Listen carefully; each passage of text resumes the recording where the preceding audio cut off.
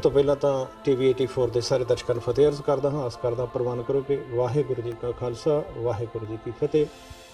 ਅੱਜ ਅਸੀਂ ਜੂਨ 84 ਦੇ ਘੱਲੂਘਾਰੇ ਦੀ ਵਰ੍ਹੇਗੰਢ ਮਨਾ ਰਹੇ ਹਾਂ ਤੇ ਮੈਂ ਆਪਣੀ ਕੌਮ ਨੂੰ ਇਸ ਵਿਸ਼ੇ ਤੇ ਇੱਕ ਸੰਦੇਸ਼ ਦੇਣਾ ਚਾਹੁੰਦਾ ਕਿ ਆਪਣੀ ਆਉਣ ਵਾਲੀ ਪੀੜ੍ਹੀ ਨੂੰ ਵੱਧ ਤੋਂ ਵੱਧ ਐਜੂਕੇਟ ਕਰੋ, ਵੱਧ ਤੋਂ ਵੱਧ ਪ੍ਰਿੰਟ ਮੀਡੀਆ ਤੇ ਇਲੈਕਟ੍ਰੋਨਿਕ ਮੀਡੀਆ ਦਾ ਇਸਤੇਮਾਲ ਕਰੋ, ਠੀਕ ਢੰਗ ਨਾਲ ਕਰੋ ਤਾਂ ਕਿ ਸਾਡਾ ਜਿਹੜਾ ਸਹੀ ਮੈਸੇਜ ਹੈ ਉਹ ਦੁਨੀਆ ਦੇ ਸਾਹਮਣੇ ਆ ਸਕੇ।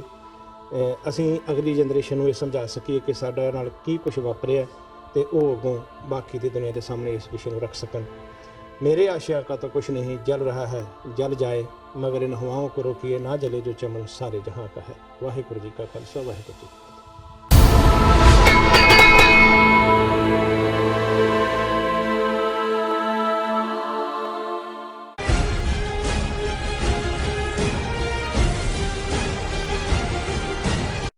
व्यूअर्स ब्रेक तो बाद जी आया नूं प्रोग्राम सचो सच विच जिस तरह के पहले सैगमेंट विच डॉक्टर साहब ने अपने विचार दिते ने जो अज दा पहला इशू सी जिस तरह के लाहौर किले विच महाराजा रणजीत सिंह जी दा बुत स्थापित किया गया। पेशावर पाकिस्तान विच पहले सिख स्कूल दा होया उद्घाटन।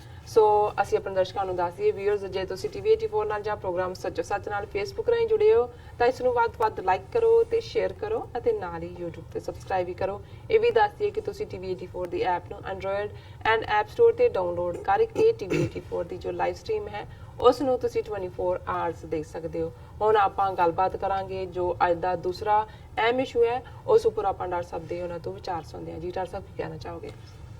ਦੇਖੋ, ਜਦੋਂ ਅਸੀਂ ਕੋਲੋਨੀਅਲ ਰੂਲ ਜਿਹੜਾ ਅੰਗਰੇਜ਼ਾਂ ਦਾ ਬਸਤੀਵਾਦੀ ਰਾਜ ਸੀ ਉਹਦੀਆਂ ਕਹਾਣੀਆਂ ਸੁਣਦੇ ਸੀ ਤੇ ਅਕਸਰ ਇਹ ਕਿਹਾ ਜਾਂਦਾ ਸੀ ਕਿ ਜੀ ਉਹਨਾਂ ਨੇ ਇਸ ਦੇਸ਼ ਨੂੰ ਬਹੁਤ ਲੁੱਟਿਆ। ਬਿਲਕੁਲ। ਤੇ ਫਿਰ ਇੱਕ ਸਵਾਲ ਪੁੱਛਿਆ ਜਾਂਦਾ ਸੀ ਕਿਵੇਂ ਲੁੱਟਿਆ? ਇੱਥੇ ਇਸ ਦੇਸ਼ ਦੇ ਲੋਕਾਂ ਦੇ ਕੋਲ ਤਾਂ ਉਹੀ ਗੁਰਬਤ ਪੈਰਾਂ 'ਚ ਪਾਉਣ ਨੂੰ ਜੁੱਤੀ ਵੀ ਨਹੀਂ ਸੀ, ਪਹਿਲਾਂ ਵੀ ਨਹੀਂ ਸੀ। ਤਾਂ ਫਿਰ ਸਾਡੀਆਂ ਕਿਤਾਬਾਂ 'ਚ ਵੀ ਸਾਨੂੰ ਪੜ੍ਹਾਇਆ ਜਾਂਦਾ ਸੀ ਕਿ ਜੀ ਉਹ ਇੱਥੋਂ ਕੱਚਾ ਮਾਲ ਲੈ ਜਾਂਦੇ ਸੀ, ਸਮੁੰਦਰ ਦੇ ਰਸਤੇ ਇੰਗਲੈਂਡ 'ਚ ਪਹੁੰਚਾਉਂਦੇ ਸੀ। ਉੱਥੇ ਉਹਨਾਂ ਦੀਆਂ ਫੈਕਟਰੀਆਂ ਲੱਗੀਆਂ ਸੀ। ਉਸ ਕੱਚੇ ਮਾਲ ਨੂੰ ਉਹ ਫੈਕਟਰੀਆਂ ਦੇ ਵਿੱਚ ਇੱਥੋਂ ਕਾਟਨ ਲੈ ਗਏ, ਕਪਾਹ ਤੇ ਕਪੜਾ ਬਣ ਕੇ ਆ ਗਿਆ, ਇੱਥੋਂ ਕੋਈ ਹੋਰ ਲੈ ਗਏ ਤੇ ਖੰਡ ਬਣ ਕੇ ਆ ਗਈ, ਕੋਈ ਦਵਾਈਆਂ ਬਣ ਕੇ ਆ ਗਈਆਂ, ਕੋਈ ਹੋਰ ਹੈ। ਤੇ ਫਿਰ ਉਹਨੂੰ ਜਿਹੜਾ 10-10 ਗੁਣਾ ਕੀਮਤਾਂ ਦੇ ਉੱਤੇ ਵੇਚਦੇ ਸੀ, ਮਹਿੰਗੇ ਤੇ। ਇਵੇਂ ਇੱਕ ਪਾਸੇ ਇੰਗਲੈਂਡ ਦੇ ਵਿੱਚ ਉਹਨਾਂ ਦੇ ਵਰਕਰਾਂ ਨੂੰ ਕੰਮ ਮਿਲਦਾ ਸੀ, ਫੈਕਟਰੀਆਂ ਉਹਨਾਂ ਦੀਆਂ ਚੱਲਦੀਆਂ ਸੀ ਔਰ ਉਹਦੇ 'ਚੋਂ ਵੀ ਪ੍ਰੋਫਿਟ ਬਣਾਉਂਦੇ ਸੀ। ਸੋ ਜ਼ਾਹਰ ਹੈ ਇਹ ਗੱਲ ਗਲਤ ਨਹੀਂ ਹੈ, ਲੇਕਿਨ ਜੇ ਅੱਜ ਅਸੀਂ ਦੇਖੀਏ ਕਿ ਉਹ ਤਾਂ ਇੱਕ 7 ਸਮੁੰਦਰੋਂ ਪਾਰ ਆਏ ਈਸਟ ਇੰਡੀਆ ਕੰਪਨੀ ਦੇ ਗੋਰੇ ਜਿਨ੍ਹਾਂ ਨੇ ਹੌਲੀ ਜਿਹੜਾ ਉਹ ਪਹਿਲਾਂ ਵਪਾਰੀ ਬਣ ਕੇ ਆਏ, ਜਹਾਂਗੀਰ ਦੇ ਜ਼ਮਾਨੇ 'ਚ ਸੂਰਤ ਦੇ ਵਿੱਚ ਥੋੜੀ ਜਿਹੀ ਥਾਂ ਲਈ, ਤਜ਼ਾਰਤ ਦੇ ਹੱਕ ਲਏ, ਫਿਰ ਹੌਲੀ ਆਪਣੀ ਫੌਜ ਵੀ ਬਣਾਉਣ ਲੱਗ ਗਏ। ਜਦੋਂ ਮੁਗਲਿਆ ਸਲਤਨਤ ਕਮਜ਼ੋਰ ਹੁੰਦੀ ਚਲੀ ਗਈ ਤੇ ਇਹਨਾਂ ਨੇ ਫਿਰ ਹੌਲੀ ਰਾਜ ਸੱਤਾ ਔਰ ਕਿਵੇਂ ਪਲਾਸੀ ਦੀ ਲੜਾਈ ਦੇ ਨਾਲ ਬੰਗਾਲ ਜਿੱਤ ਲਿਆ, ਫਿਰ ਸਾਰੇ ਭਾਰਤ 'ਚ ਕਾਬਜ਼ ਹੋਏ। ਪਰ ਅੱਜ ਜਿਨ੍ਹਾਂ ਦੇ ਕੋਲ ਹਕੂਮਤ ਹੈ, ਜਿਹਨੂੰ ਆਪਣਾ ਰਾਜ ਔਰ ਜਿਸ ਨੂੰ ਨਹਿਰੂ ਨੇ ਔਰ ਦੂਸਰਿਆਂ ਨੇ ਕਿਵੇਂ ਜਦੋਂ 47 ਦੇ ਵਿੱਚ ਹਾਲਾਂਕਿ ਹਾਲ ਪੰਜਾਬ ਔਰ ਬੰਗਾਲ ਦਾ ਕੀ ਸੀ, ਵੱਡੇ ਕੱਟੇ ਲੋਕ ਕਿਵੇਂ ਥਾਂ ਜਿਹੜੇ ਨੇ ਰੁਲ ਰਹੇ ਸੀ ਤੇ ਉਹ ਜਸ਼ਨ ਮਨਾ ਰਹੇ ਸੀ ਕਿ ਜੀ ਸਾਨੂੰ ਆਜ਼ਾਦੀ ਮਿਲ ਗਈ, ਅਸੀਂ ਅੰਗਰੇਜ਼ਾਂ ਤੋਂ ਜਿਹੜੀ ਹੈ ਫਰੀडम ਐਟ ਮਿਡਨਾਈਟ ਹੋ ਗਈ। ਹੁਣ ਅਸੀਂ ਜੇ ਪੰਜਾਬ ਦੇ ਹਵਾਲੇ ਨਾਲ ਗੱਲ ਕਰੀਏ, ਇਹਨਾਂ 72 ਸਾਲਾਂ 'ਚ ਭਾਰਤੀ ਕਬਜ਼ੇ ਵਾਲਾ ਪੰਜਾਬ ਸਾਨੂੰ ਇਹਨਾਂ ਨੇ ਲੁੱਟਿਆ, ਕੁੱਟਿਆ, ਪੁੱਟਿਆ, ਮਾਰਿਆ, ਘਰੋਂ ਬੇਘਰ ਸ਼ਰਨਾਰਥੀ। 47 ਦੀ ਇੱਕ ਆਪਣੀ ਕਹਾਣੀ ਸੀ, ਲੇਕਿਨ ਨਵੰਬਰ 84 ਕਿਵੇਂ ਹਜ਼ਾਰਾਂ ਦੀ ਗਿਣਤੀ 'ਚ ਲੋਕ ਸਿੱਖ ਜਿਹੜੇ ਨੇ ਉਹ ਬੇਘਰ ਕੀਤੇ। ਔਰ ਪੰਜਾਬ ਜਦੋਂ ਅਸੀਂ ਕਿਸੇ ਸੂਬੇ ਦਾ ਨਾਂ ਹੀ ਜਿਸ ਦੇ ਉੱਤੇ ਪਿਆ ਹੋਏ, 5 ਆਬ ਪਾਣੀ 5 ਪਾਣੀਆਂ ਦੀ ਧਰਤੀ, 5 ਦਰਿਆਵਾਂ ਦੀ ਧਰਤੀ, ਉਹ ਤਾਂ 2.5 ਦਰਿਆ ਰਹਿ ਗਏ। ਹੁਣ ਉਹਨਾਂ 2.5 ਦਰਿਆਵਾਂ 'ਚ ਵੀ ਇਹਨਾਂ ਨੇ ਕਿਵੇਂ ਉਸ ਪਾਣੀ ਨੂੰ ਡੈਮਾਂ ਦੇ ਨਾਂ ਥੱਲੇ ਰੋਕਿਆ। ਭਾਖੜਾ ਡੈਮ ਸਤਲੁਜ ਦੇ ਉੱਤੇ, ਥੀ ਡੈਮ ਜਿਹੜਾ ਉਹ ਰਾਵੀ ਦੇ ਉੱਤੇ ਔਰ ਪੌਂਗ ਡੈਮ ਬਿਆਸ ਦੇ ਉੱਤੇ। ਫਿਰ ਉਹਨਾਂ ਨੂੰ ਰੋਕ ਕੇ ਪਾਣੀ 'ਚੋਂ ਜਿਹੜੀ ਬਿਜਲੀ ਵੀ ਤਿਆਰ ਕੀਤੀ ਉਹ ਹਰਿਆਣਾ, ਦਿੱਲੀ ਦੂਜਿਆਂ ਨੂੰ ਮੁਫਤ। ਤੁਹਾਨੂੰ ਇਹ ਕਿਹਾ ਕਿ ਜੀ ਜਿਹੜੀ ਤੁਹਾਡੀ ਪਾਵਰ ਹੈ ਸਟੇਟ ਦੀ ਉਹ ਤੁਸੀਂ ਤੁਹਾਡੇ ਇੱਥੇ ਅਸੀਂ ਬਠਿੰਡੇ 'ਚ ਥਰਮਲ ਪਲਾਂਟ ਤੁਹਾਨੂੰ ਲਾ ਦਿੰਦੇ ਆ, ਇੱਥੇ ਰੋਪੜ 'ਚ ਲਾ ਦਿੰਦੇ ਆ, ਕੋਲਾ ਆਏਗਾ ਬਿਹਾਰ ਦਾ ਔਰ ਉਹਦੇ ਚੋਂ ਉਹ ਬਿਜਲੀ ਪ੍ਰੋਡਿਊਸ ਕਰੇਗਾ, ਪਾਵਰ ਤੁਹਾਡੀ ਉੱਥੋਂ ਆਏਗੀ। ਜਿਹੜਾ ਤੁਹਾਡਾ ਹਾਈਡਰੋ ਸੋਰਸ ਹੈ ਪਾਣੀ ਰਾਹੀਂ ਬਿਜਲੀ ਦਾ, ਉਹ ਜਿਹੜਾ ਦੂਜਿਆਂ ਨੂੰ ਦੇਣਾ, ਇਹਨੂੰ ਤੁਸੀਂ ਨਹੀਂ, ਇਹ ਤੁਹਾਡੇ ਲਈ ਨਹੀਂ ਹੈ ਜੀ।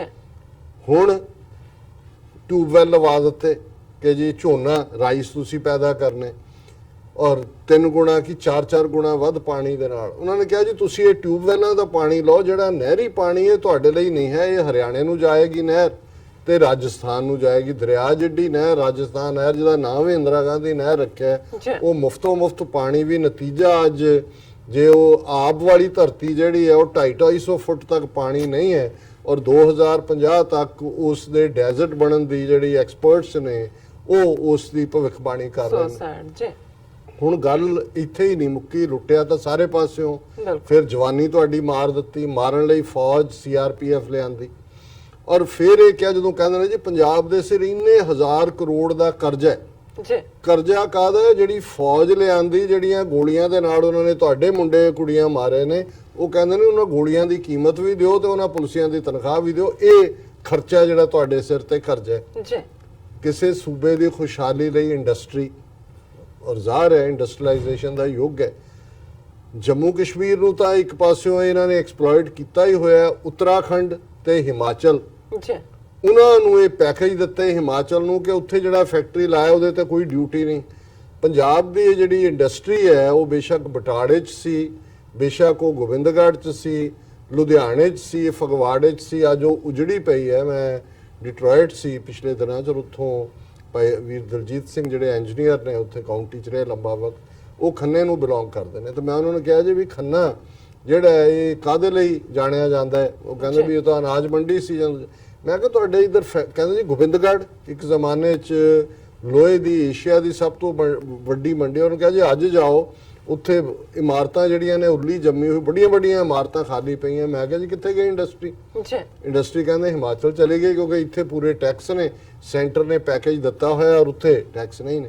ਹੁਣ ਇਸ ਸਾਰੇ ਦੇ ਬਾਵਜੂਦ ਕਿ ਪਾਣੀ, ਬਿਜਲੀ, ਦੂਜਾ ਤੀਜਾ ਲੁੱਟ, ਨਸਲਕੁਸ਼ੀ ਔਰ ਹਾਲ ਜੋ ਚੱਲ ਰਿਹਾ ਪੰਜਾਬ ਦਾ, ਅਸੀਂ ਰੋਜ਼ਾਨਾ ਜ਼ਿਕਰ ਕਰਦੇ, ਪਰ ਜਿਹੜੀ ਖਬਰ ਕਰਕੇ ਅਸੀਂ ਇਸ ਸੈਗਮੈਂਟ ਦੇ ਵਿੱਚ ਡਿਸਕਸ ਕਰ ਰਹੇ ਹਾਂ ਉਹਨਾਂ ਦਾ ਸੈਂਟਰਲ ਮਿਨਿਸਟਰ ਹੈ ਐਟੋਮਿਕ ਐਨਰਜੀ ਦਾ ਡਿਪਾਰਟਮੈਂਟ ਜਤਿੰਦਰ ਸਿੰਘ, ਔਰ ਅਨੰਤਨਾਗ ਦੇ ਕੈਂਪੀ ਉਹਨੂੰ ਪੁੱਛ ਰਿਹਾ ਕਿ ਜੀ ਸਾਡੇ ਸੂਬੇ 'ਚ ਬਿਜਲੀ ਨਹੀਂ ਹੈ, ਕਮੀ ਹੋ ਰਹੀ ਹੈ ਔਰ ਇਹਦਾ, ਤੇ ਉਹ ਇਹ ਕਹਿੰਦਾ ਜੀ ਵੀ ਅਸੀਂ ਲੁੱਕ ਫਾਰਵਰਡ ਕਰ ਰਹੇ ਹਾਂ ਪੰਜਾਬ 'ਚ ਬਠਿੰਡੇ ਔਰ ਪਟਿਆਲੇ ਦੇ ਅਸੀਂ ਸਰਵੇ ਕਰ ਲਏ ਨੇ ਔਰ ਅਸੀਂ ਇੱਥੇ ਨਿਊਕਲੀਅਰ ਪਲਾਂਟ ਲਾਵਾਂਗੇ ਤਾਂ ਕਿ ਜਿਹੜੀ ਪਾਵਰ ਉੱਥੋਂ ਜਨਰੇਟ ਹੋਏ ਉਹ ਪੰਜਾਬ ਦੀਆਂ ਲੋੜਾਂ ਵੀ ਪੂਰੀਆਂ ਕਰੇ ਔਰ ਜੰਮੂ ਕਸ਼ਮੀਰ ਨੂੰ ਜੇ ਲੋੜ ਹੋਏ ਤਾਂ ਉਹਨੂੰ ਵੀ ਬਿਜਲੀ ਦੇ ਸਕੇ।